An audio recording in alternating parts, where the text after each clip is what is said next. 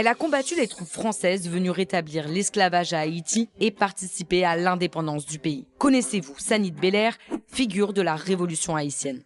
Sanit Belair, de son vrai prénom Suzanne, serait née en 1780 sur l'île d'Hispaniola, à Verret à Saint-Domingue, ancienne colonie française devenue Haïti en 1804. Peu de documents ou de témoignages nous sont revenus sur le début de sa vie. Mais nous savons qu'elle s'est battue pour l'indépendance du territoire aux côtés de Charles Belair, devenu son mari en 1796. Ce dernier est le neveu et lieutenant de Toussaint Louverture, héros de l'insurrection des esclaves entamée en 1791 qui conduit à l'abolition de l'esclavage 2 ans plus tard. Mais en 1801, Napoléon Bonaparte envoie une expédition à Saint-Domingue pour le rétablir. La lieutenante Sanit Belair et son mari prennent alors les armes pour repousser les troupes napoléoniennes et parviennent à mobiliser une large partie des habitants du département de l'Artibonite. Lors d'une attaque surprise menée par les Français, Sanit est capturée et son mari décide de se rendre. Les deux sont condamnés à mort par la commission militaire.